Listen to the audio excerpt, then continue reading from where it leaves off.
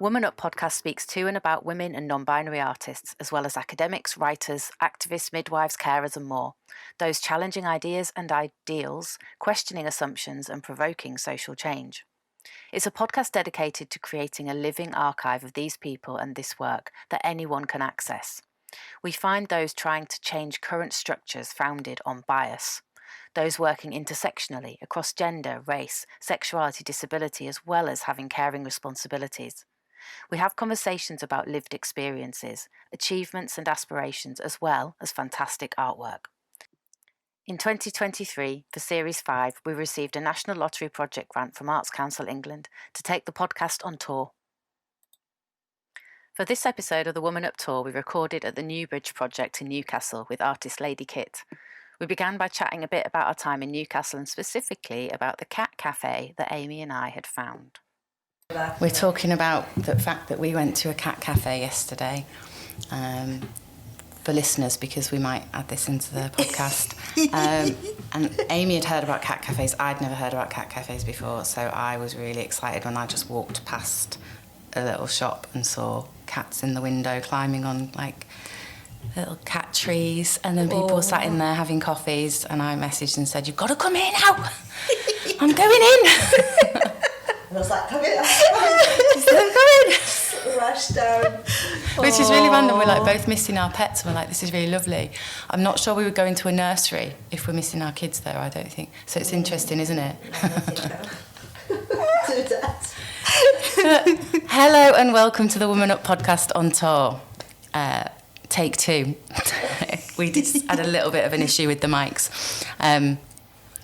We are in the wonderful Newcastle.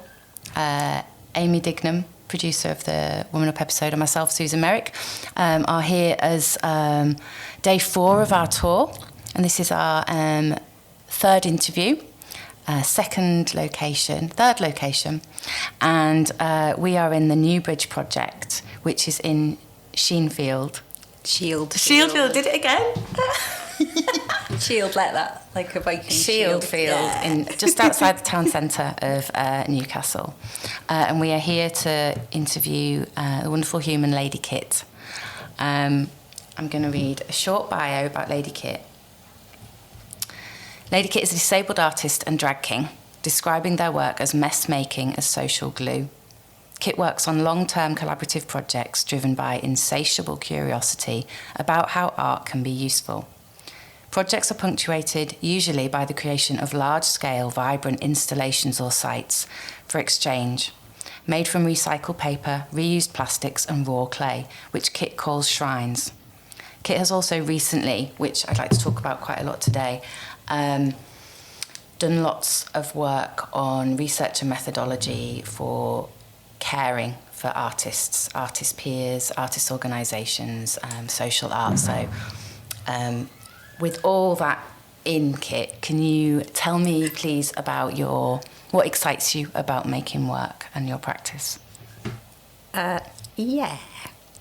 So, some of it's in like mentioned in the biography. I really like mess. I'm really into mess.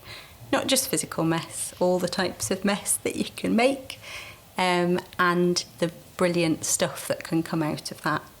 And also really interested in how things that we think of as creative, and we kind of put in a little creative box over there, can actually be massively useful in other bits of people's lives.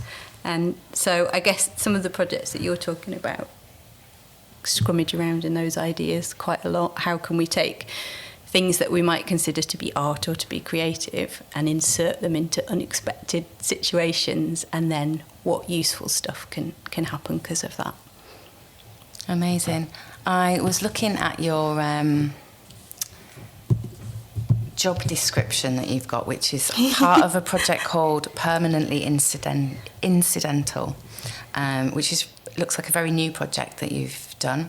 Absolutely loved it. I really loved it. I've met so many people who've talked about the idea of having a permanent social artist as part of an organisation, as part of a community. So seeing that job description was exciting. Where did that come from?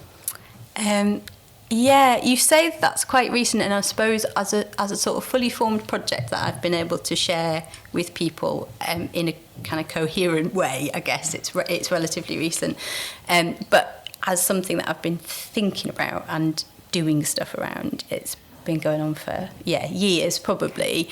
But I suppose the things that happened that started to bring it together to the point where I could be like, this is a project, as opposed to just, this is random stuff that's going on in my head and life, was that a few years ago I did the Constellations programme, which is an artist development programme co-run by Up Projects and Flat Time House in London.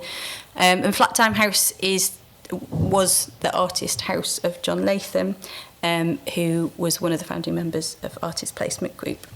And the Artist Placement Group were really interested in this idea of artists being in non-art places. So they set up a series of residencies where artists went into unexpected places like an oil rig or government departments and stuff like that, to see what might happen. And some of it was really sort of interesting and what might be called successful, and some of it totally fell on its arse. So there's a really interesting variety of stuff that came out of that. So being part of the Constellations programme, which is like a year-long programme, I got to learn quite a lot more about the Artist Placement Group and some of the stuff that had happened as part of that. And I guess that fed into having a more solid idea of what this thing might be.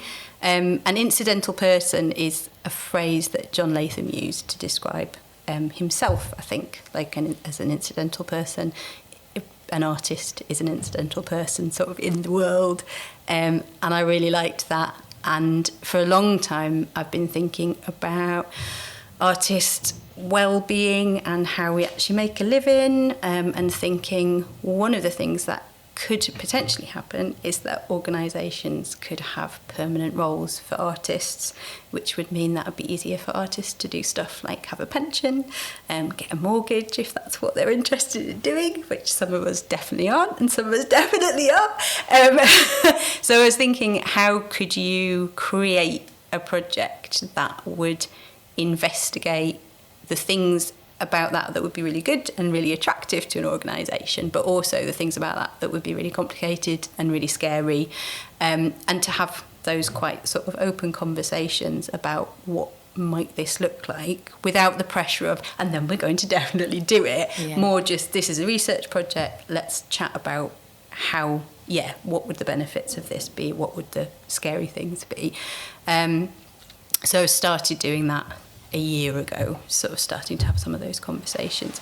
And my ultimate aim is that some organisations will start to actually have these roles, which I may or may not want to do one of myself. I think at the time I started the project, I was like, this would be amazing. I would love to have a full-time job being an artist with the support of an organisation. But actually just in that year, things have changed quite a lot, and I feel quite differently about that for myself now. But I still think that it would be a really useful thing to happen in the world, and I know that there are a lot of artists out there that would really be interested in doing something like that, and organisations that would really benefit, and even some organisations that are really interested but just don't quite know how to make it happen. Yeah, incredible. I think that goes along really well with your Enshrine projects. You've got social art methodologies for organisational development is one of the descriptions, but also your social practice surgery, which I think kind of those two things combine really well, don't they? Could you tell us a bit more about those, please, Kit? Yeah.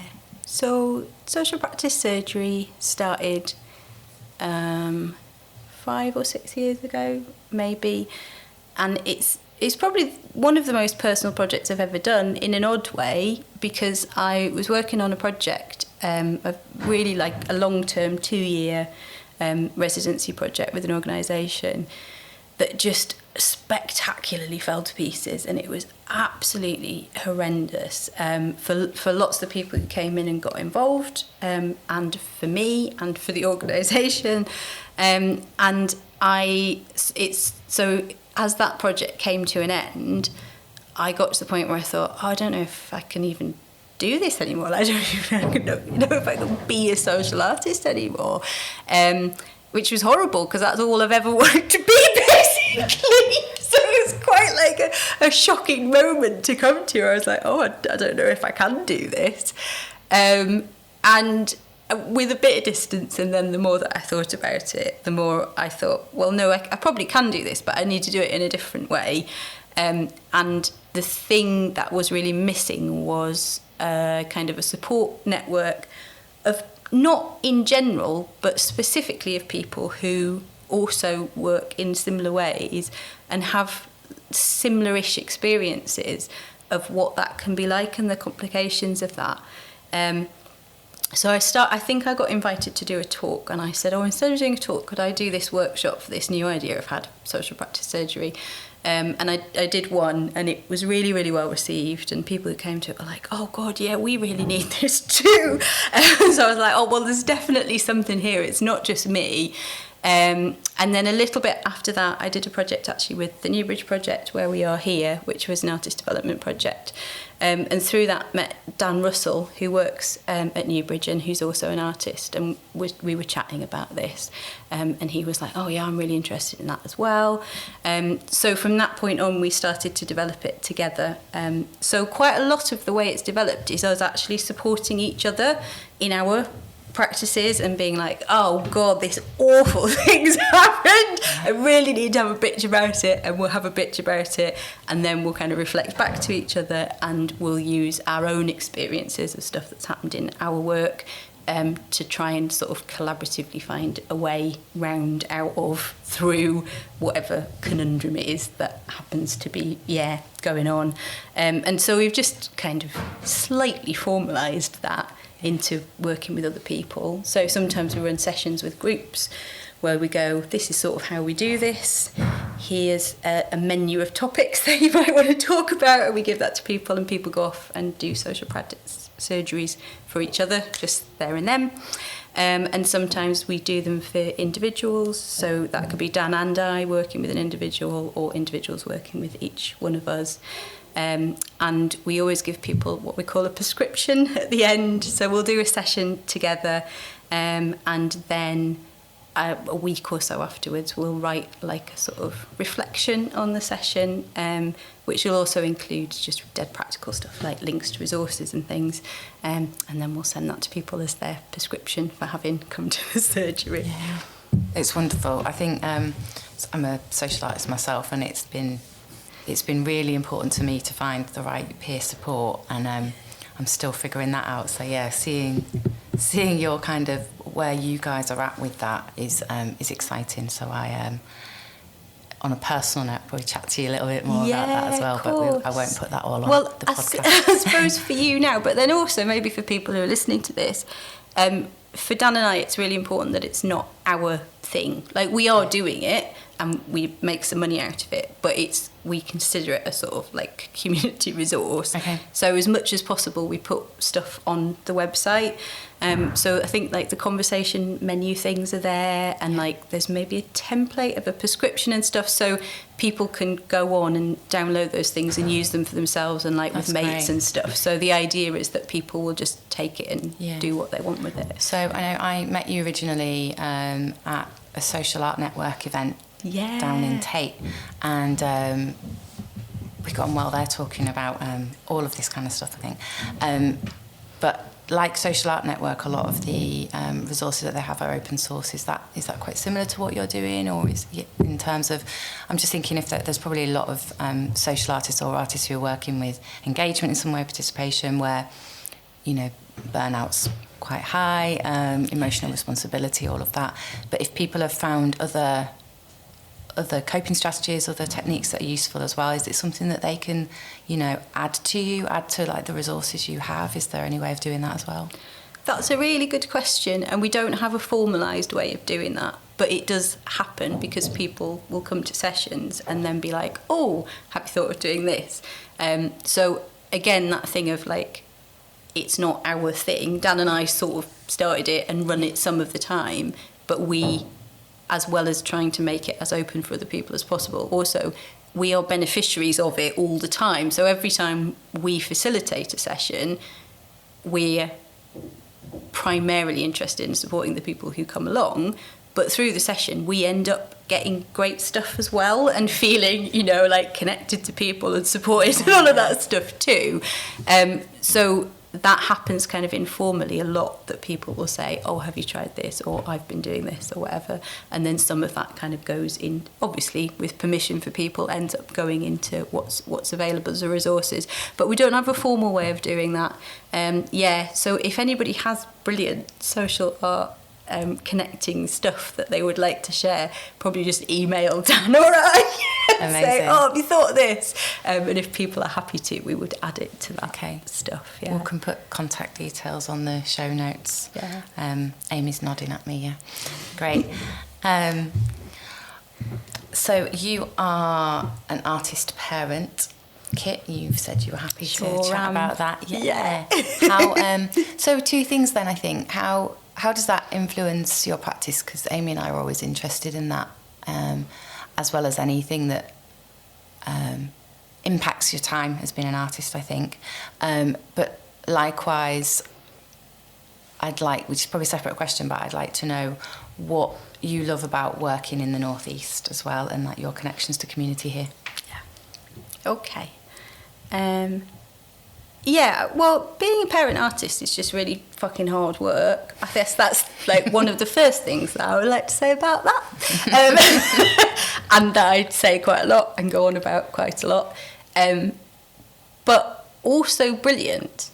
And I suppose the reason it's hard work is partly because being a parent's hard work, but also because the structures and systems aren't there to support people who have caring responsibilities to do art stuff. It's you know, so many of the ways that art things happen are really, really inconvenient or actually bad for people who have any sort of caring responsibilities.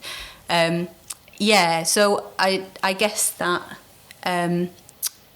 some of the things that I'm interested and involved in are thinking, how do we actually address these things? Like, how do we sort out these things that kind of affect most of us who have caring responsibilities? And there's a brilliant project at the moment supported by the Newbridge project called Mother Other. That's a 2-year project that's investigating that and trying to build community around artists who are carers, and thinking what can Newbridge and other organisations who are involved in this project do differently to make the ways that they work more accessible for people with caring responsibilities. And then I guess the other thing is my personal way of like navigating it and working through it. And I suppose because I'm a social artist, I'm always interested in collaborating and working with other people. So I was interested in working with my kids and what that would be like. So we started off working together when they were quite little. And we've done a few different things, but it's all pretty much been in my studio or in my house until relatively recently. And then at the end of last year, Newbridge Project commissioned me to do a project here called Home Rearing, and that has been sort of explicitly me and the children collaborating for the project. So we had an exhibition in the lovely gallery space here for the whole of April, and pretty much every day the gallery was open. Me and all the children were in the gallery making stuff, chatting to people, making things together. And I also ran some like more kind of formal workshops and stuff as part of that. And I think one of the things that was great about that is I just really like hanging out with my children. They are my favourite people in the whole world.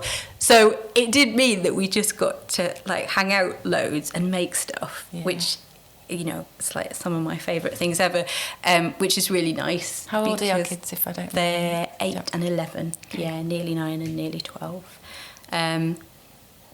So that was just really nice. You know, we had a fun time.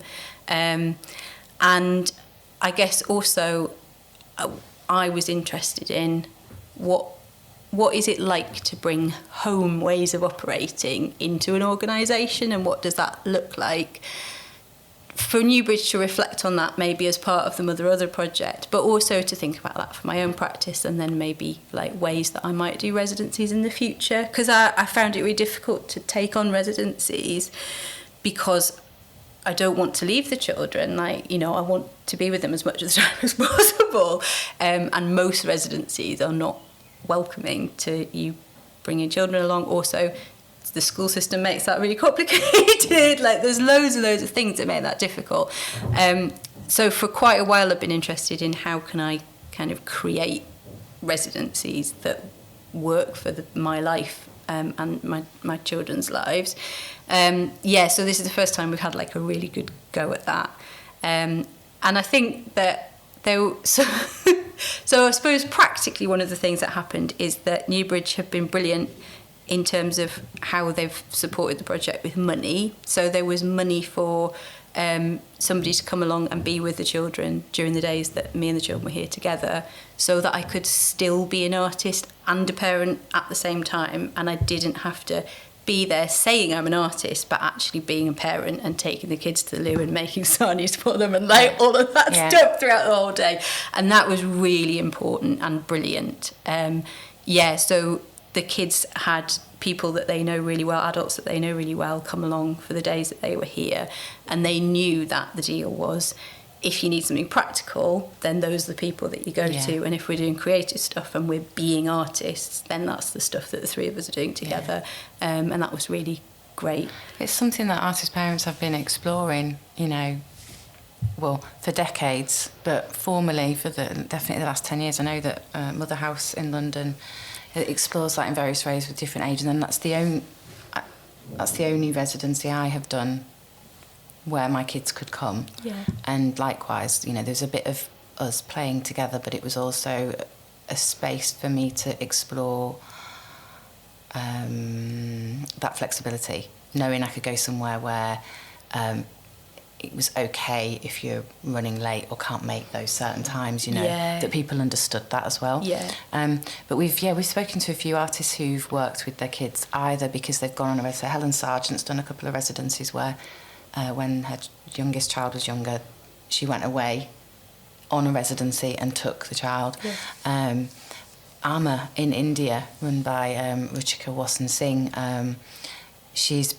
it's been one of her priorities to make sure that it's artists who are mothers or parents can be involved in her process by asking what they need so that families can come with them.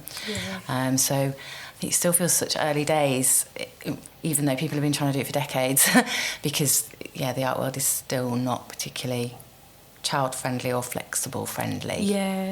But how old were your kids when you did that? I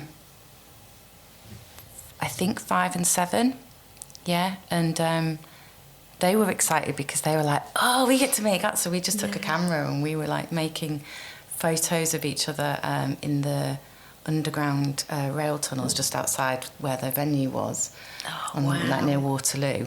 And then in the space they were like playing around and sitting on the furniture and on other people's sculptures where they were allowed to, you know, they were allowed to touch stuff, and there was stuff there for them to do. It was the early stages, so that was the pilot, which was done between Procreate and Amy as part of Desperate Artwives. So it was a real few weeks, I think it was 6 weeks, where they were just like, oh, okay, what can work? How does this go? And, you know, Procreate have taken that on to have a space in London. But I really appreciated knowing that you could have that flexibility, but I don't particularly make work with my kids, so it wasn't necessarily about that for me. It was about freedom of access as an artist who needed to have flexible hours and couldn't just go away for a 1 month residency easily. That sounds great. They are, aren't they? I love that I want to describe the room we're in because it has the feel of being a place that would be really accommodating for having kids in as well. We're in a what size room is it? It's probably a room that's about 5 metres by 7 metres, I'm guessing. That's my maths probably really out. It's got browny orange walls. It's got fairy lights strung all across the ceiling. There are beanbags all over the floor. There are books just outside. I can see through the glass door. And there is artwork covering the walls done by young people. And this is just one of the rooms in this huge building. There must be a lot of spaces like this that could accommodate having kids. How did the Newbridge project react to your residency and your input for their Mother Other project? I suppose we're still the reactions are still happening. So this project, Home Rearing, has happened in the context of a wider project that I run called Enshrine, which you've mentioned before is about how can we use social art methodologies and collaborative creativity to develop organisations. What might that look like? And that project came from me going into organisations, running projects, and then finding that 2 or 3 months or maybe even longer after a project had finished, I'd kind of bump into somebody from the organisation or go back and actually have a chat with them, and people would be like, oh well, yeah, we've changed this policy thing because of something that somebody said in your project. And I was like, oh, that's interesting, isn't it? I wonder what's going on there. And it happened a few times, and I thought, oh, there's something in this then. And how about I set up a project where that's one of the aims, that the art making might affect kind of policy and process of the organisation as part of the project. So I've been doing that for about formally for about 4 years now. So this home rearing project that I've done with Newbridge, that I'm doing with Newbridge, is part of that. So inviting me and the children into the space for a month is like an experiment in like, what does that look like? What does that feel like? How does that work? In terms of supporting parent artists, but also in terms of this idea of like what is valuable for an organisation to invite in from a home, and what stuff is really not appropriate as well. And so a lot of the stuff that me and the kids talked about, and that then ended up chatting with people who come to Newbridge for various things and staff, was the idea that we are like our least acceptable at home. We're our naughtiest. I think my youngest Ada said, I'm my meanest at home. I was like, that's interesting, isn't it? And how much actually does an organisation want to welcome in those uncomfortable, difficult, messy behaviours? And if they do want to invite those in, what support do staff need in order to be able to manage that, so that staff can be well and look after themselves and each other, but also so that that doesn't impact on other people coming into the space? Like how naughty you're allowed to be in an art gallery, and what do you need to support people to be naughty if that's what they need and want to do. So those conversations are kind of ongoing now. So we did the month here, and now I'm doing individual meetings with members of staff, reflecting back on how that was for them, and what they think might be useful to take forward in the organisation that's kind of come out of doing that project. So in the process of answering that question, I guess that's a really long-winded way of saying that. It was a lovely way of saying it. But it brings me to something else I wanted to ask you about. You've talked to me before about your drag community. So how does it play into your ideas of home, and what home can look like, community, what community can look like, and does it feed into all of that? Yeah, massively. So my drag work is mostly my hobby and like my community. So whereas all the work I do involves community, quite often it's me as a facilitator and me as somebody who's holding space. Whereas in drag, I have a drag family, I have a drag house that I'm part of, and being involved in that is not about me facilitating things and about holding space, it's about me being a member of that community.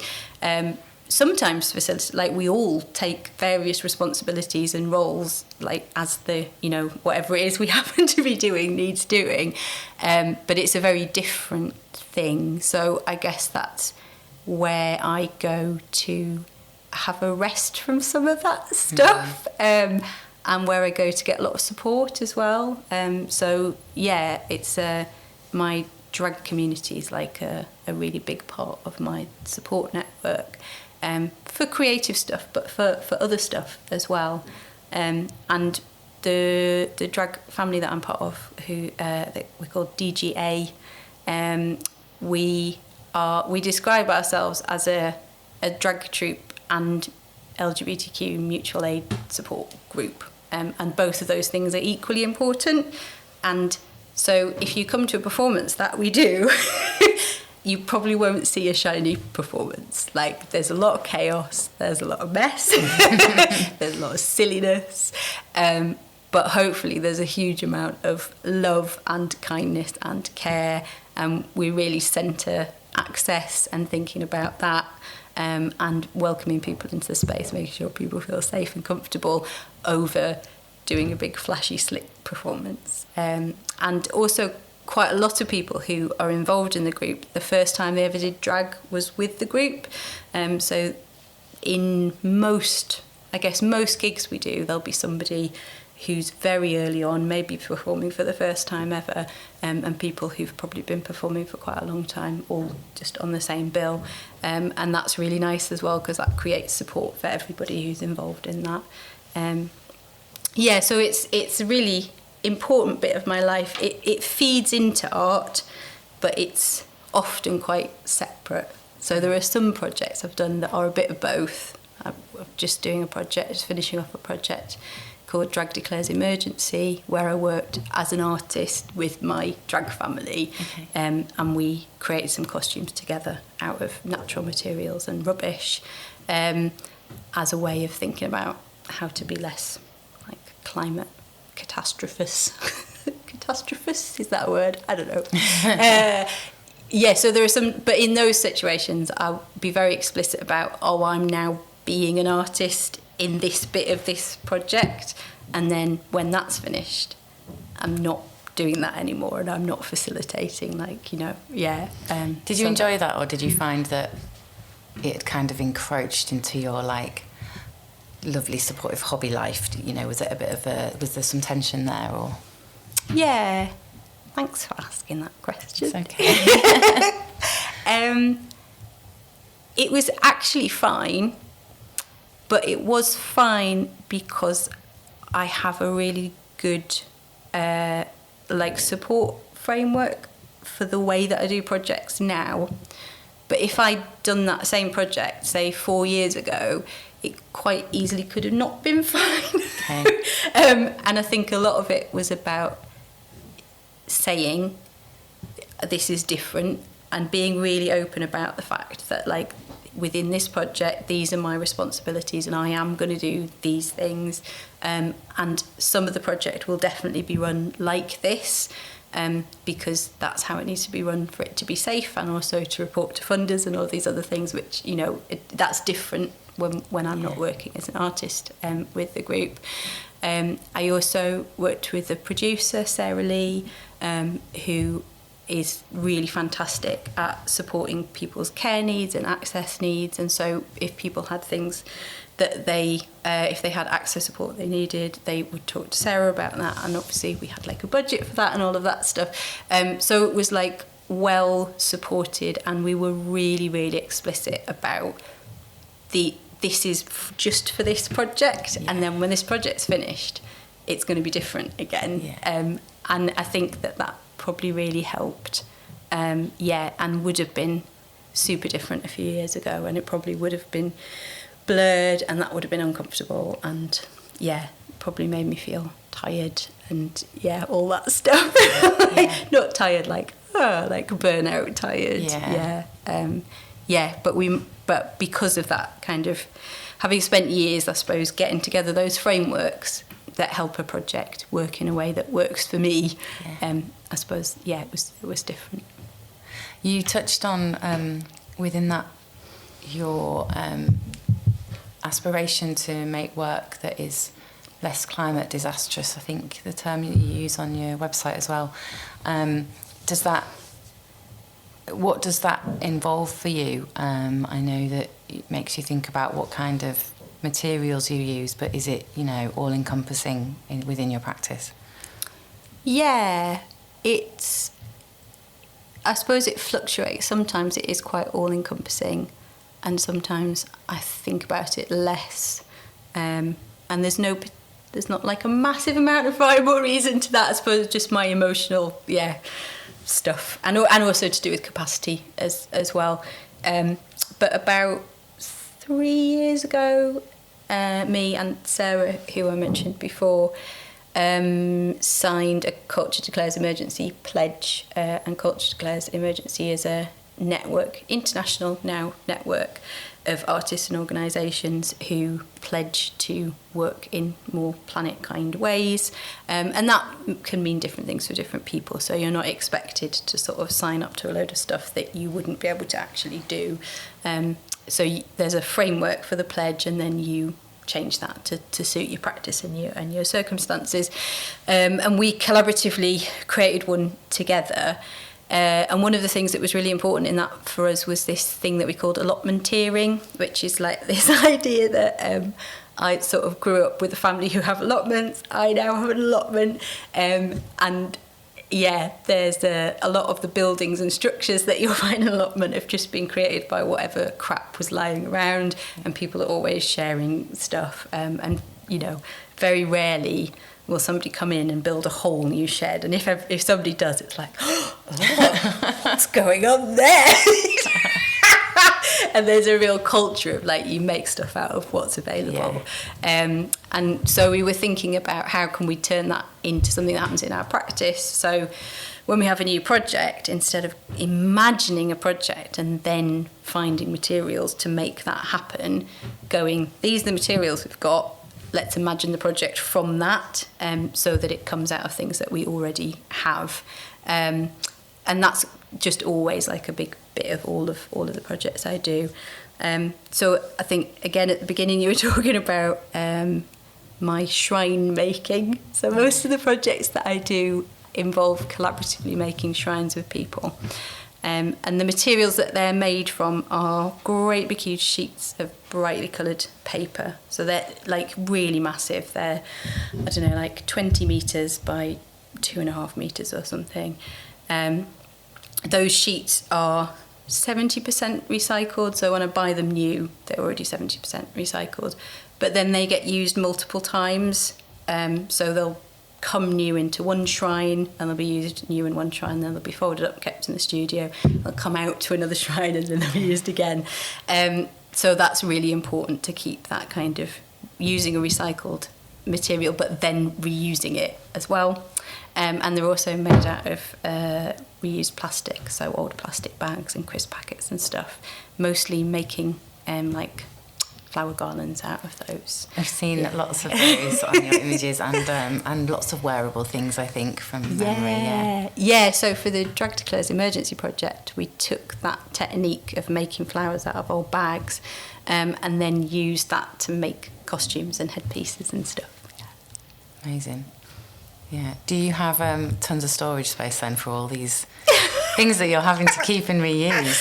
No. I don't know if you'll have time. So my studio is not in Newbridge. It's a building across the road. It's about 4 minutes walk away. So I don't have a massive studio by any means. But because I've kind of committed to recycling everything, all the stuff that I make comes back to the studio and then gets turned into something else. Okay. So obviously sometimes there is totally new stuff that comes in, and sometimes stuff has been used so much that it just has to go out and be recycled. But mostly it's stuff coming in and out that then gets like reconfigured and changed into something else. Yeah. Great. So you're making great choices there. Trying to. Yeah. We are attempting sustainability on the tour by getting the train everywhere, which was partly that. It was also a bit of self-care because it'd be a lot of driving and which can get really tiring on the arms. So instead we're lugging giant cases of equipment around the country. So giant. Which is like quite... I can see there's 3, 4 maybe enormous cases in the room. Yeah. It's been good. It's a new experience for us, but it's been fun, and we've done a lot of laughing, actually. A lot of laughing, trying to get cases through doorways and upstairs and things. But so yeah, it's good. But how has it been train-wise, like from the point of view of trains actually being there when you thought they would and stuff like that? Not too bad. Should we tell the stories, Amy? So we've had Amy's laughing because she knows where this is going. So we had a train from London up to Manchester, and that was delayed. And it was interesting because I think I am going to say this. So we think it was delayed because a previous couple of trains were cancelled, so they needed to get those passengers up north as well. So they delayed this train so that they could get more people on it. Yeah. We think that happened anyway. So we managed that. First of all, I may have booked a train the week before by accident, because when I initially booked my train, I think when I'd gone through all the dates, I'd then on the train from London to Manchester, I'd clicked on like today's train. So when I came to it a couple of days before, it was like, that train, well, that ticket's gone because you used it already. Oh, no. So it was a bit of, that was a quick learning curve. But that train was fine. And then coming from Manchester to Newcastle, we had a notification the morning of the journey on Tuesday to say part of the journey had been cancelled. The train had just been cancelled. So from Doncaster to Newcastle was still fine, but from Manchester to Doncaster was no train anymore. And we couldn't manage the next trains, so that ticket's been refunded, and we booked another ticket. And then because we have been too chatty about what we're doing and so excited about having this time together, which we never get because we always work remotely, that we got to the right platform, we were there at the right time, but then we got on the next train and it was 10 minutes into the journey that we realised we were heading in the wrong direction. Oh, no! And it wasn't the right train. So we then... I think Amy had fallen asleep. I was doing some interpreting prep on my iPad, and I suddenly just went, Amy, we didn't check this was the right train. We quickly realised that no, Liverpool definitely is the wrong direction. So we grabbed all our gear, blocked the doors so we could get all our 3 suitcases, all our banners and everything off all the rails, and we've got people laughing at us and staring. But everybody's been so friendly up north. It honestly wasn't a problem. The guards held everything for us. We got off. Oh, brilliant. And then we were at this random little station, which was quite interesting. We learned that it was a train station that's been there since the first railway between Manchester and Liverpool had been there, because it was part of the colliery process, so delivering coal from one city to another. Yeah. So we were in this station for a little while. But everybody's been so friendly. I mean, that was completely our fault, but none of the guards cared, honestly. We got on, explained the story, and they just laughed at us and told us to find a seat, no problem, and they weren't going to charge us any extra or anything. Brilliant. So we've had so lovely. We've had a lovely experience, actually. A lot of laughter, bit of silliness, bit of mess. Yeah. But yeah, a lot of kindness. So I'm very happy on our northern tour. Is there anything else that you would like to talk about? Any recent projects? Anything important that people should know about the North East and your connection to the North East community? Well, I just think the North East is brilliant. I absolutely love it. I grew up here from being very little, like 18 months or something. And then for a bit of my growing up, lived between here and Portugal. And then when I got to about 18 or 19, lived all over the place and travelled around quite a lot. But never ever thought I would live in any of the other places that I went to. I always was like, I'm living here for a year or whatever. Just always felt very definite that I'd come back to the North East and that this is home. And I think that there's I mean, there's that sort of stereotypical thing of like the North being really friendly, and especially like the North East and Newcastle, people being really chatty and stuff. And I do find that to be true, and I really, really like that. It just makes life more enjoyable when generally people just want to have a bit of a natter and a bit of a giggle and stuff, and that's I just find that very enjoyable. From the point of view of kind of art community, I think there's a lot of activist history in the North East, and I think that's sort of fed through to not all of, but a lot of the art that happens here, and I think there's a really kind of thoughtful community around socially engaged work, and a community who are really interested in, have a lot of like skills in how can you turn this art making, collaborative creativity stuff into actual social action, and how can that really, materially change what life might be like for people. And that feels really sort of important and special. But also alongside that, like a real wryness and silliness. There's like a lot of silly sausagery in a lot of the art that gets made around here, especially sort of socially engaged art, and I really love that, because that's very much, again, my way of approaching things, and I think that you can make really serious, big, important stuff happen whilst being quite daft and having a lovely time. And I think that's something that quite defines quite a lot of the work that's made up here as well, and the way the community sort of works together too. Yeah. That's lovely. Yeah, we've definitely found it. I knew it was friendly because I'm from the north anyway, but it's always nice to come back up north and have that, reinforced. It did Amy made me laugh yesterday though when she came back to the apartment and said, no, it was getting to the cat cafe. And she said, somebody walked me here. They asked if I needed directions, and they walked. I don't understand why they walked me here. And I was like, that's because of where we are. And she's like, really? I was like, yeah, that's it. Somebody offered to take a picture of me because I was taking photos down by the river, which was beautiful. I had a walk down by the river yesterday morning, and the chap was just like, do you want me to take a picture with you in it? I was like, oh, it's no right, thank you. But it's good to feel at home. Yeah, that's great. It's really lovely. Yeah. And I suppose, like, geographically, it's a really nice area. It's very beautiful, really varied. And coast is close, but then you've got a nice, like, reasonable-sized city like Newcastle here as well, and I really enjoy that. And I love the history of the North East. So I guess quite a lot of my work is about, or, like, references, is influenced by kind of Anglo-Saxon history, and I'm really interested in that. So, as well as like the feel of being an artist here now, I guess I'm really interested in the creative stuff that's happened here throughout the centuries, and especially kind of in Northumberland and Lindisfarne. Really interested in just these communities that like religious communities, but one of the main things they spent their time doing was just making loads and loads of art. And I just find that really fascinating. These communities who every day were just making art that is still around today, this like utterly stunning, amazing work that people now still look at and are completely blown away by and astonished by. And I find that really kind of fascinating and inspiring.